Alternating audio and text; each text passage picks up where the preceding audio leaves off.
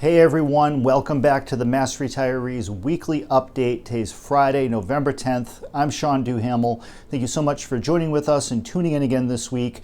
Now, the focus of this week's message is going to be on the Social Security windfall elimination provision and the government pension offset. We want to provide a quick update on where things stand. There have been some recent developments happening in Washington on these issues. But before I get into those specifics, let me remind you first and foremost that we have two upcoming area meetings taking place in Massachusetts that will wrap up our meeting schedule for the year.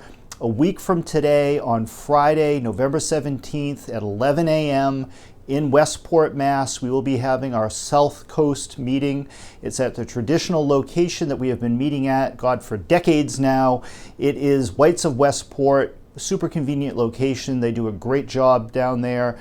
This is one of my favorite meetings. I have deep roots in Bristol County. I'm originally from Taunton, so getting back into Bristol County and down to Westport, seeing a lot of old friends and perhaps some family members may drop by, you never know, but it's a good meeting. And it's also one of our most attended meetings. We have a fantastic turnout of members every time we're down at Whites of Westport. So 11 a.m. a week from today. Hope to see you there if you're in the Bristol County area.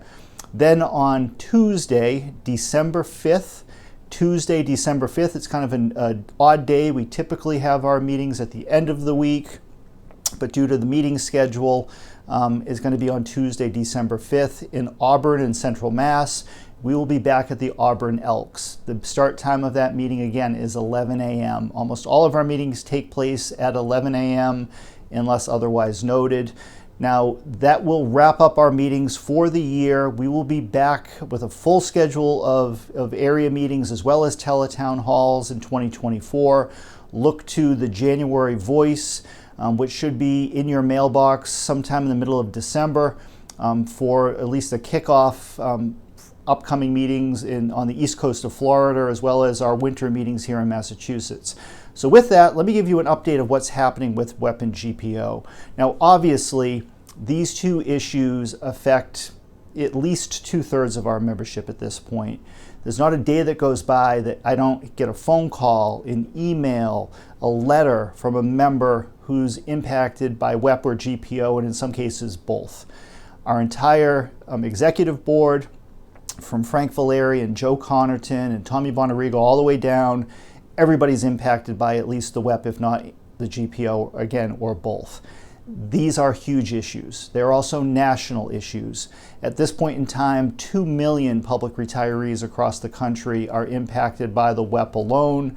There are somewhere around 750,000 retirees impacted by the government pension offset, which of course is the spousal benefit offset. So these are tremendously important issues. We know firsthand the financial hardship these two federal laws are causing on a growing number of retirees each and every day. Our association has been at the forefront of trying to either repeal or reform these two laws now for decades. This has been going on for quite literally 40 years, all the way since 1983. Now, last year we got darn close to being able to pass finally a stopgap measure that would have reformed the WEP. That legislation unfortunately fell apart at the 11th hour in December when an agreement couldn't be made between Republicans and Democrats over how to pay for the change. Because there's going to be a cost with this, whether it's reform or repeal, we're talking billions of dollars. And not everyone agrees that these laws should be changed. That's one of the things I want to point out, because we'll quite honestly or quite frequently get messages or comments from people saying, well, why don't they just pass this? What's the holdup here? Well, the holdup is a few things. One is that not everyone agrees that this should be changed. There are states and congressmen and U.S. senators from different states across the country who believe that the current system is fair and should remain in place. There are others who support reform but not full repeal. And then there are others that support full repeal. But at the end of the day, there's a price tag to all of these things. Now, full repeal, H.R. 82 is the primary bill. That cost would be $182 billion over the next decade. A lot of money. Now, we could say, and we believe that that's money well spent, that it should be spent. But again, others disagree. So where things stand right now is that there is a growing movement around the country, A tremendous amount of pressure continues to be put on Congress, not just from organizations like Mass Retirees and our friends down in Texas, the Texas Retired Teachers led by Tim Lee, and all the various public employee unions across the country, but there has been a growing grassroots support online, mostly fueled through social media, through Facebook and Twitter and the other platforms, of retirees from all across the country banding together around these issues and supporting the notion of full repeal and really getting behind the legislation that's known as H.R. 82. And they have relentlessly bombarded Congress and the U.S. Senate, the House and the Senate, with messages of support, of urgency to repeal, and most recently a call to hold congressional hearings on WEP and GPO. Now, the call for those hearings was spearheaded by Congressman Garrett Graves and Congresswoman Abigail Spanberger, who are the Republican and Democratic lead sponsors of H.R. 82. They are urging the House leadership to schedule hearings on these issues, hopefully before the end of the year. Now, in terms of the decision to hold hearings or move legislation forward, those decisions are made largely by the congressional leadership. And in the House of Representatives, the Republican Party's in control at this point in time. In the U.S. Senate, the Democratic Party's in control. But the margins between the two parties are very, very thin, and you see that every day if you're watching the TV news or reading the paper.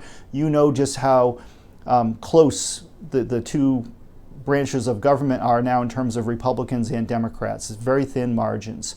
But in terms of the public hearing, in particular, it is up to the Republican leadership in the House of Representatives and whether or not to call for a hearing. If a hearing is scheduled, the participants of the hearing have to be invited to participate. Now, anyone can submit written testimony, and we will certainly do that.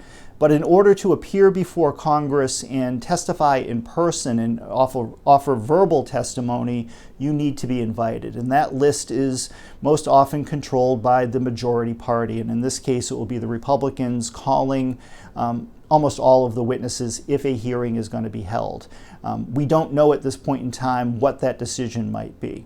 But we believe strongly that short of legislation being acted on, and of course, our priority is to get something passed, whether it's full repeal or some kind of a compromise that reforms both WEP and GPO, that's what needs to happen. However, short of that, we believe that it is time for a new course of public hearings. The last hearings to take place on these issues, I believe, occurred back in 2016. We were present on Capitol Hill at the hearing. Our friend from Texas, Tim Lee, was invited to testify. Kevin Brady from Texas was the chairman of the House Ways and Means Committee at the time. That's what enabled Tim and the Texas Retired Teachers to be one of only a handful of witnesses back in 2016 on this issue. But Congress has not heard from anyone in terms of hearings since then. So we are now going on 7 years, or over 7 years, since a public hearing has taken place. And there's been a lot of turnover in Congress over the past 7 years from both parties. And we believe that a new round of public hearings will only intensify the spotlight on these issues, allow retirees to tell their story. It is important that Congress hear from you. Now, whether it is you sending emails or letters or phone calls or even speaking in person with your local member of Congress or your local U.S. senators, that's extremely important. But it's also just as important to get an official record created of the harm that WEP and GPO continue to cause across the country each and every day. And the number of retirees who are impacted only continues to grow as new people retire. This is not an issue that if we just wait long enough, it's going to go away.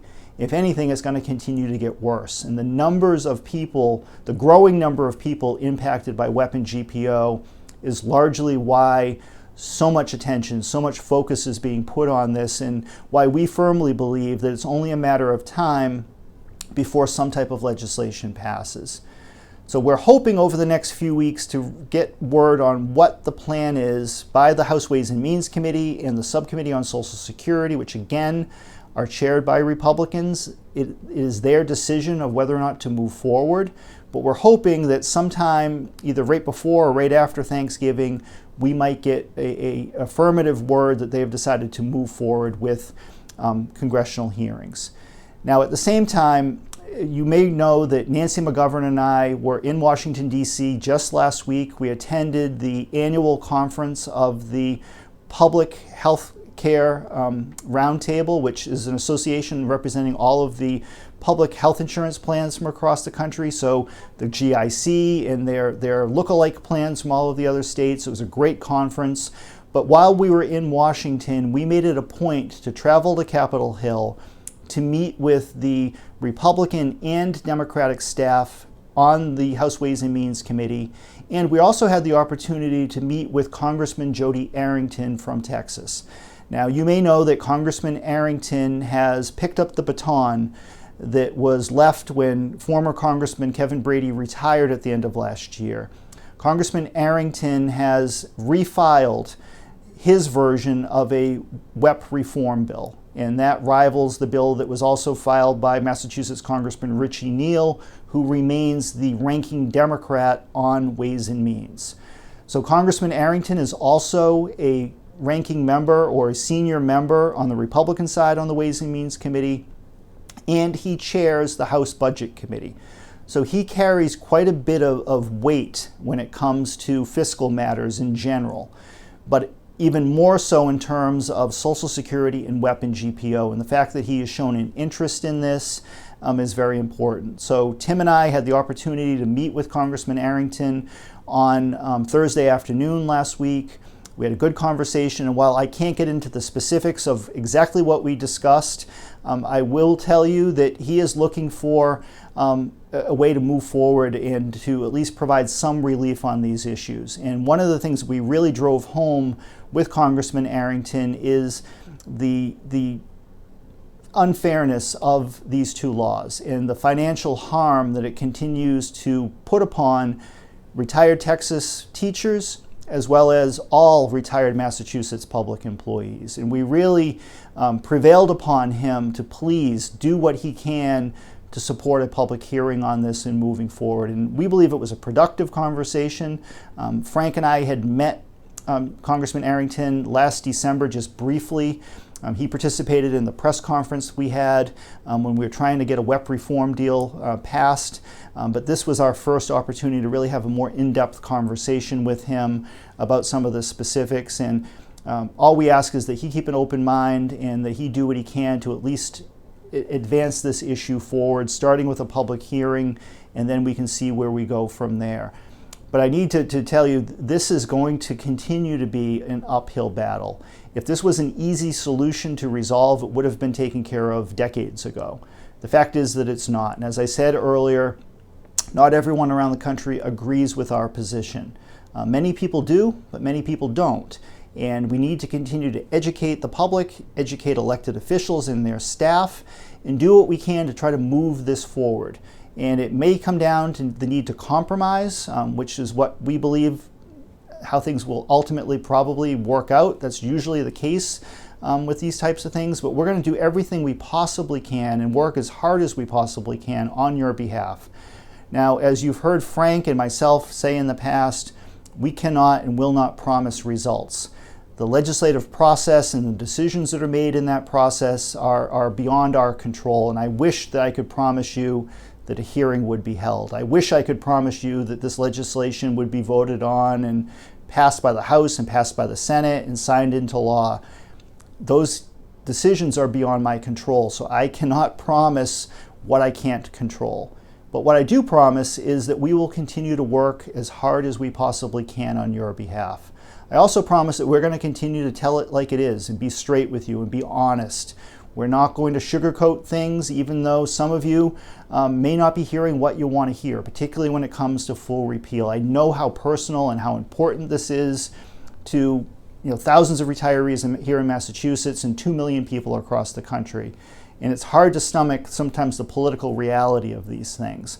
But we're going to do the best we can with the hope of advancing legislation forward this session, but we're not going to give up. This is too important of an issue, It is harming far too many people for us just to say, hey, this is too hard, we tried, and walk away from it.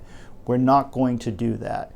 In the meantime, continue to put the pressure on your local members of Congress. First of all, urge that they co-sponsor these bills, that they support a public hearing, particularly those of you who are watching this video or received today's email message and you're living in a so-called red state or a Republican district. As I continue to say through this message, it is the House leadership, the Republican leadership in Congress, who ultimately will make these decisions. They need to hear from you. If you live in a Republican district, contact your local member, ask that they sign on to one of the Social Security bills, the WEP and the GPO bills, whether it's HR 82 or the other legislation that's pending, and we have all of the bill numbers listed in the current November issue of the newsletter. But most importantly, ask that they urge their leaders to hold public hearings this year and early into 2024 to move these issues forward. I know it's frustrating. I know how angry you are. We're frustrated and angry too, and we were deeply disappointed when things fell apart last December. We got extremely close to being able to provide some relief from the windfall elimination provision, and to this day, it's truly inexcusable that we weren't able to get it over the finish line. But again, thank you for tuning in. If you are a Mass Retirees member, please look to today's email message on this topic. It has far greater detail than what I've been able to share here. If you are not a Mass Retirees member, please consider joining. I know a number of you watch our Facebook page and our YouTube channel and engage in these weekly messages, ask questions. But if you're going to participate with us online, please consider joining Mass Retirees. All of the information that you're asking about is provided to our members, but you have to be a member in order to get these kind of details. So with that, I'm going to sign off for today. Next week's message will focus on the healthcare conference that Nancy and I participated in, which we found extremely informative and helpful. And we're going to share some of that information with you next week on Friday, November 17th. In the meantime, take care and be well.